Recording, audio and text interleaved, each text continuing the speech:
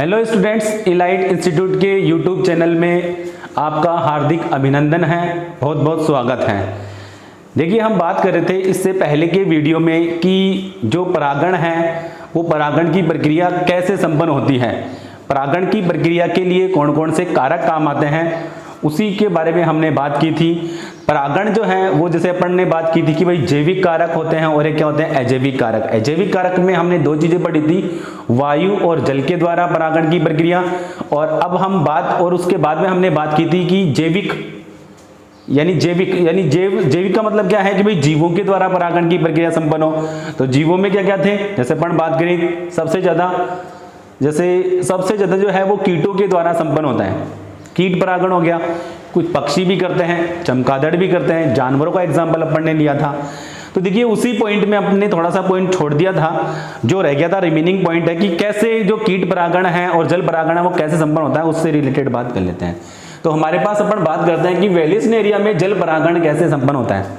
देखिए, वेलेस्नेरिया प्लांट की बात करें तो जैसे वेलेस्नेरिया प्लांट जो है उसके अंदर एक मादा पुष्प है, तो ये मादा पुष्प उसको बड़ा करके अपन ने यहाँ पे दिखाया गया है। सीधी सी बात है, ये पुष्प से रिलेटेड है, वर्तिकाग्र। और जैसे ये ऊपर वाला पार्ट है वर्तिकाग्र, मादा पुष्प है पूरा, जैसे मैंने यहाँ पे है इसको बड़ा करके दिखाया गया है। तो ये तो क्या हो गया एक तरीके से पूरा, यानी वर्तिकाग्र, वर्तिका और अंडाशय वगैरह है, ठीक है। अब यहाँ पर ये क्या है, नर पुष्प। तो ये जो नर पुष्प है, इस नर पुष्प के अंदर से जो परागकण है, ये परागकण दिखाए गए हैं, वो जल के अंदर क्या कर दिए जाते हैं, स्प्लिट कर दिए जाते हैं, यानी जल के अंदर क्या है, प्रवाहित कर दिए जाते हैं। जब जल के अंदर प्रवाहित कर दिए जाएंगे तो ये परागण जल की धारा की सहायता से कहां तक पहुंचते हैं, वर्तिकाग्र पर पहुंचते हैं। और कौन सी प्रक्रिया संपन्न कराते हैं, परागण की प्रक्रिया संपन्न कराते हैं। तो ये वेलेस्नेरिया में एक तरीके से क्या है, जल परागण, ठीक है। यानी जो पुष्प है मादा पुष्प है और ये क्या है नर। सीधी सी बात है, नर पुष्प में क्या बनेंगे, नरयुग्मक बनेंगे, ठीक है। जैसे परागकण के अंदर नरयुग्मक होते हैं और ये मादा पुष्प है, ठीक है। इसी प्रकार हम बात करते हैं यहाँ पे साल्विया में कीट परागण। देखिए, साल्विया में कीट परागण कैसे संपन्न होता है उससे रिलेटेड बात करते हैं। देखिए, साल्विया एक पुष्प है जिसमें कीटों के द्वारा परागण की प्रक्रिया संपन्न होती है।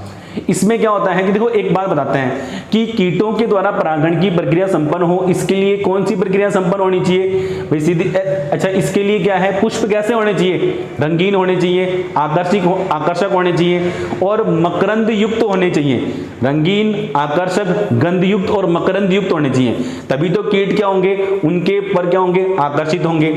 तो देखिए, इसके अंदर क्या होता है कि किस प्रकार संपन्न होगा उसके बारे में बात करते हैं। देखिए कि जो ये हमारे पास नरयुग्मक और यानी जैसे नर जनन भाग और मादा जनन भाग होते हैं, वो जैसे दलपुंज है उसके द्वारा कवर्ड रहते हैं, यानी उसके द्वारा घिरे हुए होते हैं। यानी दलपुंज यानी एक तरीके से जो दलपुंज होगा उनको चारों ओर से घिरे हुए रखेगा। और ये क्या होती है, एक तरीके से इसके अंदर लीवर सिस्टम होता है, लीवर की तरह काम करता है। जब कीट इसके पुष्प के ऊपर आकर बैठते हैं तो ये क्या होता है, इसके ऊपर एक दबाव महसूस होता है। और यहाँ पर क्या होती है, जैसे अपन क्या है मकरंद ग्रंथियों की बात करें कि यहाँ पर जैसे अपन बात करें कि यहाँ पर क्या है, ऐसे मकरंद ग्रंथियां हैं। तो ये जब मकरंद ग्रहण करने के लिए जब आएगा कीट, तो ये क्या होता है, नीचे होता है, लीवर की तरह काम करने नीचे होगा। तो यहां से जो ये परागकण, ये जो पुंकेसर है वो क्या होते हैं, इसके चिपक, यानी यहां से परागकण है वो इसके संपर्क में आएंगे। देखिए, ये वाला पार्ट इसके संपर्क में आएगा और परागकण जो है वो किसके, इस कीट के चिपक जाता है। जब ये कीट दूसरे पुष्प के ऊपर जाएगा तो कौन सी प्रक्रिया संपन्न कराएगा, परागण की प्रक्रिया। लीवर की तरह का मतलब क्या है कि जब इसके ऊपर बैठेगा तो ये भी क्या होगा, नीचे हो जाएगा, और नीचे हो जाएगा तो ये किसके संपर्क में आ जाएगा। देखो, जैसे इसके अंदर आया, जैसे यहाँ पर एक और एग्जाम्पल लेते हैं अपन। जैसे ये इसके ऊपर बैठेगा, लीवर की तरह काम करेगा, तो ये नीचे की ओर झुकेगा, तो ये पूरा पुष्प भी क्या होगा, पुष्प का ये वाला भाग भी क्या होगा, नीचे की ओर झुकेगा।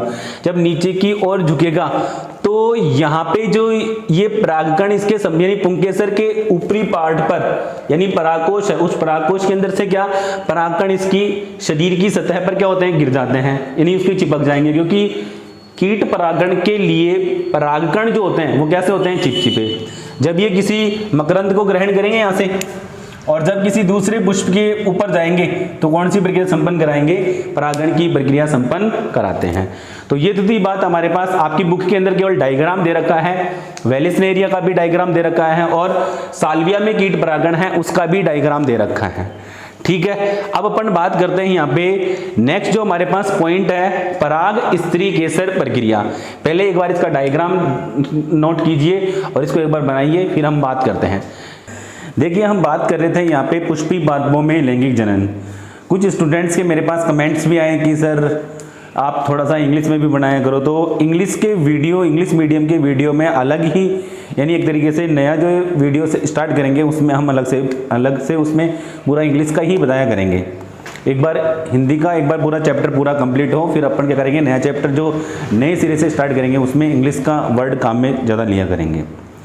ठीक है स्टूडेंट्स, और कई स्टूडेंट्स अभी भी मेरे से नहीं जुड़े हुए हैं, तो वो प्लीज़ उनको यह है कि कमेंट्स करके बताया करिए कि आपकी भाई कौन कौन से स्टूडेंट्स हैं, क्या प्रॉब्लम्स आ रही है आपको। अगर कोई प्रॉब्लम्स हैं तो आप कमेंट्स में करके बता दीजिए। ठीक है, तो हम बात कर रहे थे यहाँ पे, देखिए हमने यहाँ पर प्रीवियस जो वीडियो था उसमें हमने पढ़ा था कि जो परागण की जो प्रक्रिया है, परागण की प्रक्रिया है वो कंप्लीट हमने पढ़ लिया है। यानी परागण की प्रक्रिया में क्या होता है, परागण की प्रक्रिया में हमने सीखा था कि जो परागण है वो परागकोश से मुक्त होकर कहाँ पे पहुँच जाते हैं, यहाँ पर पहुँच गए, यानी ये प्रोसेस हमने पढ़ ली।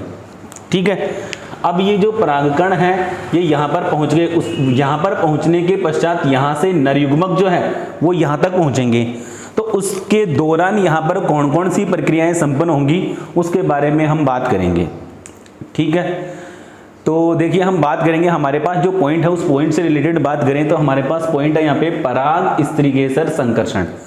पराग स्त्रीकेसर संकर्षण में मैंने भी बताया है कि परागण की प्रक्रिया संपन्न हो गई और परागण की प्रक्रिया संपन्न होने के बाद में परागकण वर्तिकाग्र पर पहुंच गए।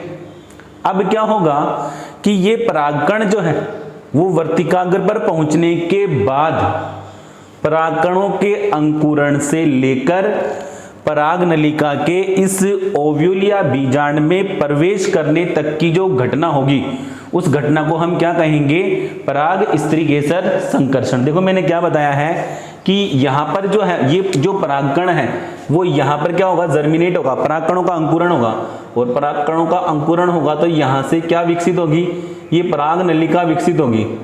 और ये पराग नलिका धीरे धीरे किधर बढ़ेगी भाई, ओव्यूल की ओर बढ़ेगी ऐसे।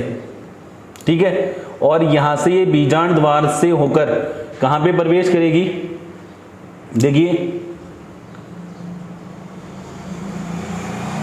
बीजांड द्वार से होकर किसमें प्रवेश करेगी भाई, बीजांड या ओव्यूल में प्रवेश करेगी। जबकि यहाँ पर क्यों प्रवेश करेगी भाई यहाँ पे, क्योंकि यहाँ पे इसके अंदर क्या है, नरयुग्मक, और यहाँ पर क्या है, मादा युग्मक। क्योंकि लैंगिक जनन पढ़ रहे हैं तो नरयुग्मक कहाँ पे जाएगा, मादा युग्मक तक पास के, यानी नरयुग्मक जो है वो मादा युग्मक तक जाएगा।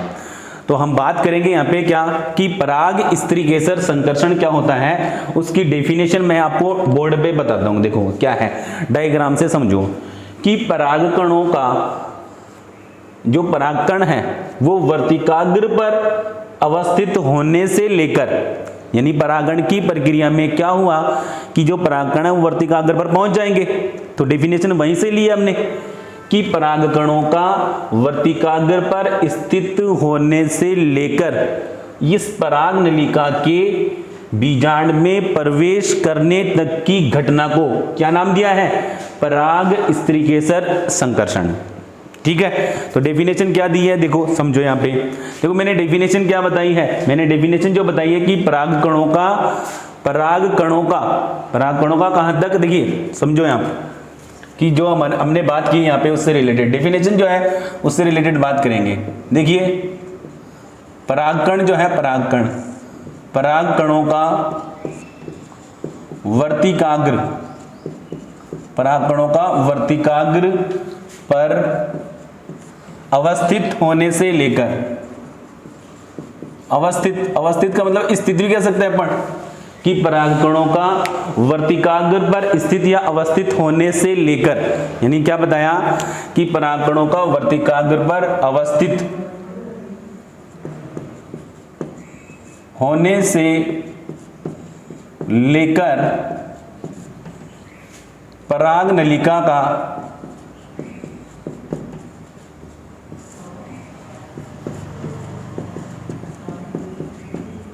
बीजांड में प्रवेश करने तक की घटना क्या कहलाती है भाई? तक की घटना क्या कहलाएगी?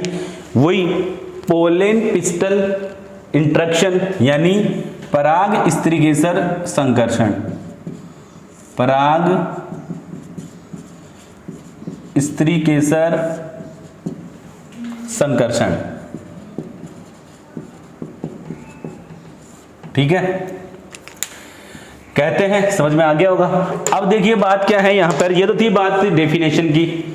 अब देखिए होता क्या है कि जो परागकण जो है वो वर्तिकाग्र पर पहुंच गए, लेकिन कभी कभी क्या होता है, देखिए जब परागकण है वो वर्तिकाग्र पर पहुंचेंगे, ठीक है, तो क्या होगा कि जो परागकण है, एक तो परागकण और एक है वर्तिकाग्र, इन दोनों के द्वारा क्या है कुछ प्रोटीन स्रावित की जाती है। देखिए ध्यान से समझना कि इस प्रोसेस में मैंने क्या बताया, पहले पूरा बता देता हूं। देखो कि परागकण और वर्तिकाग्र के द्वारा, इस परागकण के द्वारा और इस वर्तिकाग्र के द्वारा क्या होगी, कुछ प्रोटीन स्रावित की जाएगी, जिससे क्या होगा, एक प्रक्रिया होगी, यानी परागकण और वर्तिकाग्र में संगत असंगतता प्रक्रिया, ठीक है, संगत असंगत यानी संगतता या संगत असंगत प्रक्रिया होगी। संगत असंगत प्रक्रिया का मतलब है कि जो संगत असंगत की जो प्रक्रिया है वो सफलतापूर्वक संपन्न होगी। देखिए समझ में नहीं है, इसका मतलब मैं आपको वापस बताता हूं। देखो इसका मतलब क्या हुआ वो बताता हूं, समझना कि क्या होगा। इसका मतलब जो मैंने बात बताई उसका मतलब यहां पर यह है कि परागकण और वर्तिकाग्र के द्वारा कुछ प्रोटीन स्रावित की जाती है, साथ ही साथ इन दोनों में क्या होता है, एक संवाद होता है। संवाद, देखो बातें ऐसे बातचीत जैसे अपन बात कर रहे हैं वैसे बातें नहीं होगी, वो केवल मैं जैसे संवाद होता है, वो संवाद क्या होगा, केवल यानी कुछ रासायनिक पदार्थों के द्वारा होगा। बात क्या होगी वो मैं आपको केवल बहुत समझाने के लिए बता रहा हूं। अब समझाने के लिए क्या बता रहा हूं कि जब परागकण वर्तिकाग्र पर आकर गिरेंगे तो वर्तिकाग्र परागकणों से पूछेगी, हाँ भाई तू उसी पुष्प का है, संगत परागकण है या नहीं है, तो परागकण वर्तिकाग्र से कहेगा हाँ मैं उसी यानी संगत परागकण हूं, तो वर्तिकाग्र क्या कहेगी कि उसके द्वारा कुछ पदार्थ स्रावित किए जाएंगे, जिससे परागकण क्या है उसके अनुकूलित होकर क्या काम करेगा, कुछ पोषक पदार्थ और जल है उसको अवशोषित करेगा, और पराग नलिका क्या करेगी, यानी पराग नली यानी परागकण के जनन छिद्र से पराग नलिका क्या होगी, विकसित होगी। तो देखो ये जो संवाद मैंने बताए वो केवल आपको समझने के लिए बता रहे हैं, लेकिन अब जो बातें बता रहा हूं वो समझने की कोशिश करना। इस डेफिनेशन के बाद में क्या बताना है आपको, क्या डिस्क्रिप्शन में क्या लिखना है वो समझो। देखो मैंने क्या बताया कि परागकण और वर्तिकाग्र के द्वारा कुछ प्रोटीन स्रावित की जाएंगी, जो यानी एक तरीके से जो परागकण और प्रोटीन के द्वारा एक यानी परागकण और वर्तिकाग्र है उसके द्वारा एक प्रोटीन स्रावित की जाएगी, जो इन दोनों की जो इंटरेक्शन हो रही है, जो अंतःक्रिया हो रही है, उसको क्या करते हैं, ये सफल बनाते हैं। ठीक है, समझ में आई बात, क्या लिखना है आगे, यानी परागकण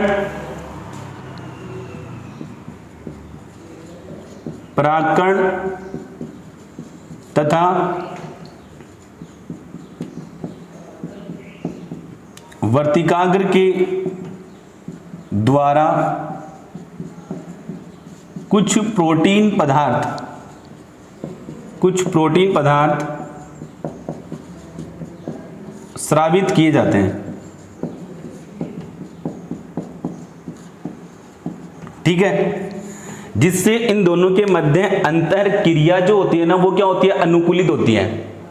अंतर क्रिया जो है दोनों के मध्य, किस किस के मध्य, परागकण और वर्तिकाग्र के मध्य जो अंतर क्रिया है वो क्या होती है, सफल होती है।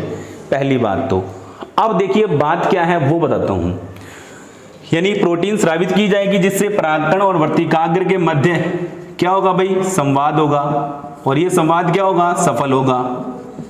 ठीक है, या ऐसे समझ लो कि परागकण और वर्तिकाग्र के मध्य क्या होगी, एक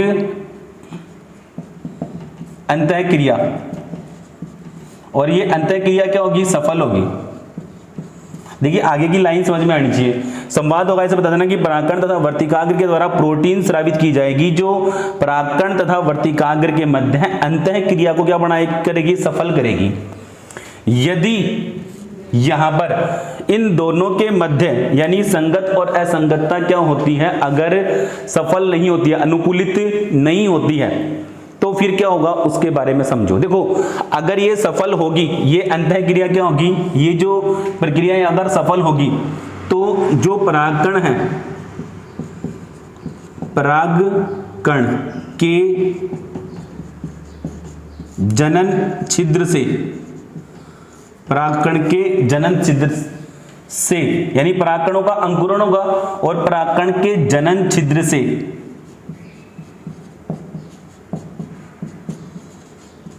पराग नलिका निकलेगी, यानी पराग नलिका का क्या होगा, विकास होगा।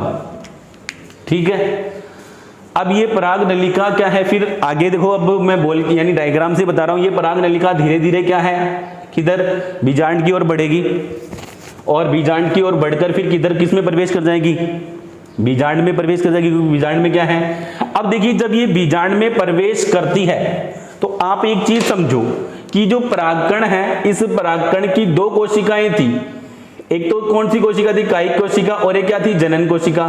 तो जनन कोशिका का केंद्रक है वो विभाजित होकर कितने केंद्रक बना लेता है, 2। तो इस प्रकार इस पराग नलिका में कितने केंद्रक होते हैं, यानी कितने युग्मक होते हैं, 3 युग्मक होते हैं। ठीक है, तो अब देखिए ये तो क्या होता है, राशित हो जाता है, ये तो नष्ट हो जाएगा। और ये हमारे पास क्या है, देखो ये जो है इसको तो कहेंगे अपन ये कायिक कोशिका केंद्रक है, तो ये कायिक केंद्रक है। और ये वाले जो 2 हैं, ये इनको कहेंगे अपन 2 नर युग्मक। ठीक है, तो यानी जो जब ये इसमें प्रवेश करती है तो उससे पहले जो जनन कोशिका है, उस जनन कोशिका का केंद्रक है वो विभाजित होकर कितने केंद्रक बना लेता है, 2 केंद्रक, जिनको अपन क्या नाम देंगे, 2 नर युग्मक नाम देंगे। इस प्रकार इसके अंदर कितने केंद्रक हो गए, 1, 2 और ये 3 केंद्रक हो गए। ठीक है, अब बात करते हैं कि अगर इनका संवाद, जैसे मैंने बताया था अभी, अगर इनका संवाद क्या है, कि अगर इनका संवाद जो है, अगर देखो एक इंपॉर्टेंट बात बताऊं कि ये जो पूरी जो स्ट्रक्चर बनाई है मैंने, क्या बनाई है, स्त्रीकेसर बनाई है। इस स्त्रीकेसर में यह क्षमता होती है कि यह स्वयं के और पर के विभेद करने में क्या है, सक्षम है। अभी मैंने आपको एक बात बताई, क्या बात बताई, कि यदि परागकण किसी दूसरे पादप का है, यदि परागकण क्या है, किसी दूसरे पादप का, यानी संगत परागकण नहीं है, यानी किसी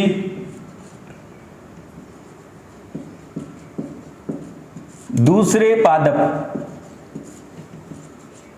का परागकण, ऑब्लिक क्या है, असंगत है, असंगत परागकण है। ठीक है, यानी एक तो क्या है, दूसरे पादप का है, और एक क्या है भाई, असंगत परागकण है।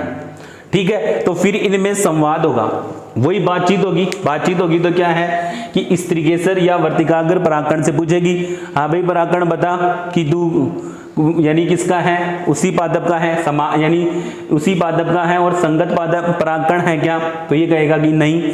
तो फिर ये क्या करेगी, अब ये पहचान ली इसको, और पहचान ली तो क्या करेगी, पराग इस तरीके से संकर्षण की प्रक्रिया को क्या कर बनाएगी, विफल बनाएगी। पहले तो सफल हो गई, अब विफल कैसे बनाएगी, कि यानी एक तो सबसे पहले इसमें कौन कौन सी प्रक्रिया होगी, यानी पराग इस तरीके से संकर्षण की प्रक्रिया विफल हो जाए। यानी विफल कब होगी, कि जब परागकण है वो संगत नहीं होगा, ठीक है, किसी दूसरे पुष्प का होगा। ठीक है, तो परागकण संगत असंगत हो और परागकण किसी दूसरे पादप का हो, यानी परागण की प्रक्रिया में क्या होता है कि कभी कभी उसी पुष्प के परागकण जो है वो भी वर्तिकाग्र पे आ सकते हैं, या कभी कभी किसी दूसरे पुष्प के परागकण आकर गिर जाए, तब ये प्रोसेस थोड़ी कंप्लीट होगी, नहीं। अब देखिए क्या होगा, तो जब पराग स्त्री केसर ठीक है, पराग स्त्री केसर की प्रक्रिया विफल होने के परिणाम। तो विफल होने के परिणाम क्या है, तो क्या क्या होंगे, देखिए बताते हैं आपको। एक तो परागकण है वो वर्तिकाग्र पर अंकुरित ही नहीं हो, यानी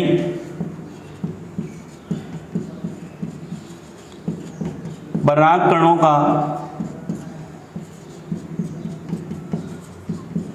वर्तिकाग्र पर अंकुरण नहीं होना। ठीक है। अब देखिए कई बार क्या होता है कि परागकण है वो अंकुरित हो जाते हैं, परागकण अंकुरित हो जाते हैं तो पराग नलिका का विकास नहीं हो रहा ना, पराग नलिका का विकास नहीं होना। ठीक है। तीसरा है कि पराग नलिका का वर्तिकाग्र में बीच में ही फट जाना।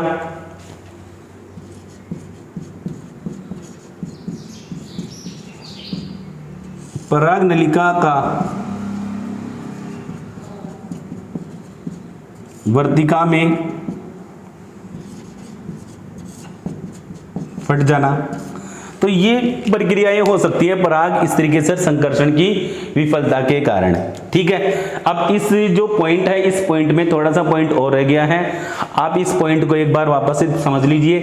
देखिए मैंने डेफिनेशन क्या बताई है वो सबसे पहले हमने यहाँ पे बात की है, पूरा वापस बता रहा हूं।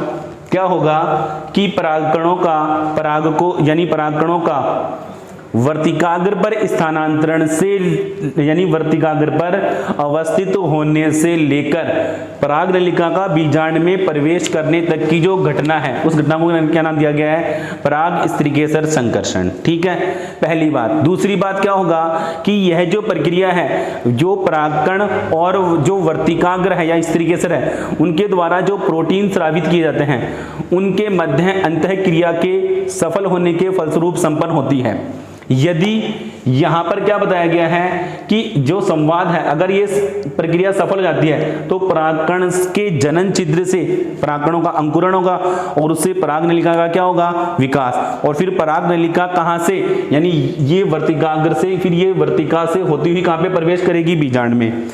देखिए यहां पर कुछ बातें और बता रखी है। क्यों क्या होगा कि जो परागकण है वो पोषक पदार्थ और न्यूट्रिएशन है और जल है यह अवशोषित करके क्या होगा, उसका अंकुरण होगा और फिर क्या करेगा, पराग नलिका की वृद्धि करेगा। ठीक है। लेकिन क्या बताया गया, अगर ये जो अंतःक्रिया हो रही है दोनों के मध्य जो संवाद हो रहा है, अगर ये असफल हो जाए, एक पराग स्त्रीकेसन की प्रक्रिया असफल हो जाए तो फिर कौन कौन से परिणाम हो सकते हैं, इसको एक बार और नोट कीजिए। छोटा सा पॉइंट हो रहा है, फिर बताते हैं नेक्स्ट पॉइंट।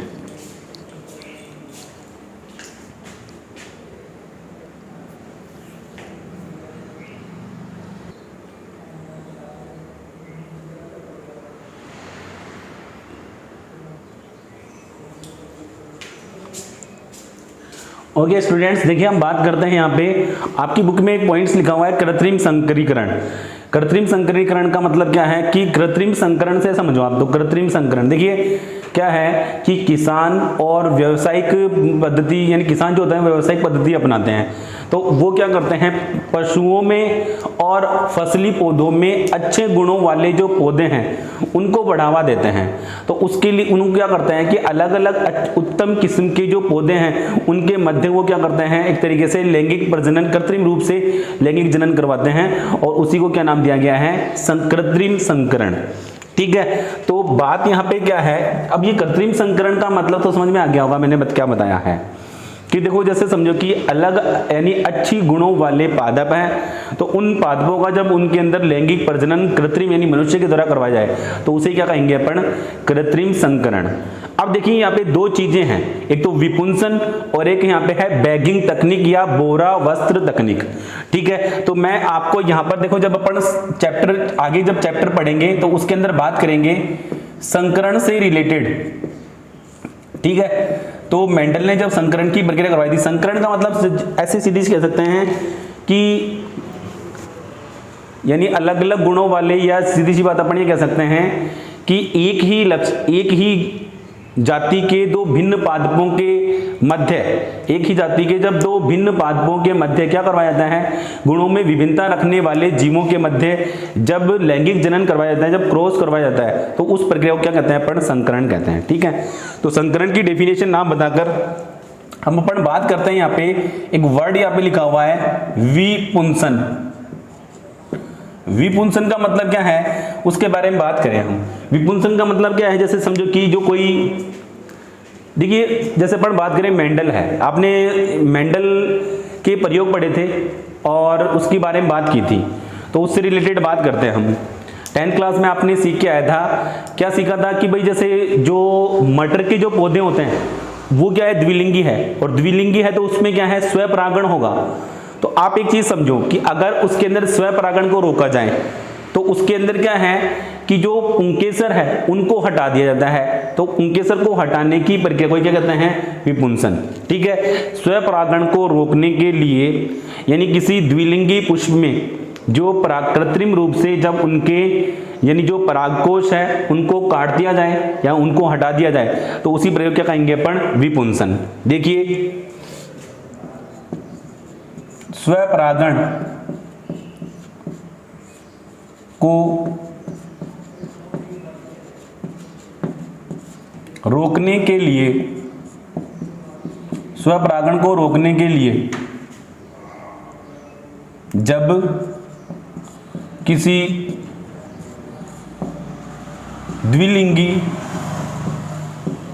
द्विलिंगी पुष्प के परागकोश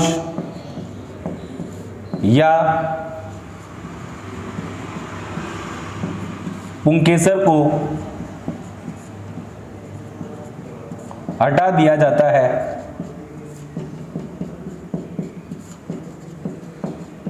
तो इसे क्या कहेंगे अपन, विपुंसन कहेंगे।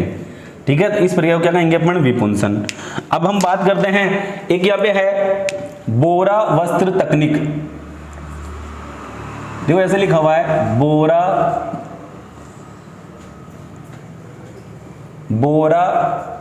वस्त्र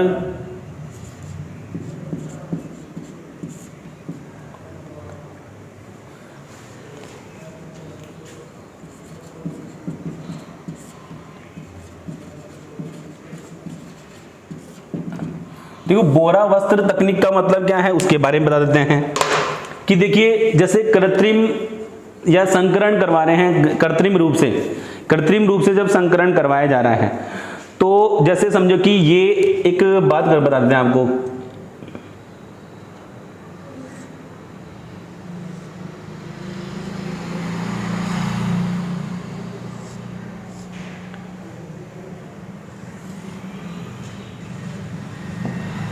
ठीक है। अब यहां से समझो कि ये परागकण जो है, ये परागकण यहां से इसके ऊपर आकर गिर रहे हैं। ठीक है, अब अवांछित परागकणों को वर्तिकाग्र पर पहुंचने से रोकने के लिए यहां पर क्या है, कोई बैग या थैली इसके ऊपर क्या कर दी जाती है, बांध दी जाती है, और उसी तकनीक को क्या नाम दिया गया है, बोरा वस्त्र तकनीक। यानी देखो क्या बताया गया है कि परागण की प्रक्रिया संपन्न हुई, तो यहां पर क्या बता रखा है कि अवांछित परागकणों को वर्तिकाग्र पर पहुंचने से रोकने के लिए प्लांट को जो पुष्प होते हैं उनको किसी थैली से या बोरी से क्या कर दिया जाता है, कवर कर दिया जाता है। ठीक है, तो इसी प्रक्रिया को क्या नाम दिया गया है, बोरा वस्त्र तकनीक, बोरा वस्त्रावरण। ठीक है, बोरा वस्त्रावरण, ये जो पॉइंट है आपकी बुक का पॉइंट था, तो ये तो थी इससे रिलेटेड। Thank you students. ठीक है, खूब अच्छी तरीके से पढ़ाई कीजिए, मन लगाकर पढ़िए, समय का सदुपयोग कीजिए और अच्छे नोट्स बनाइए। Thank you.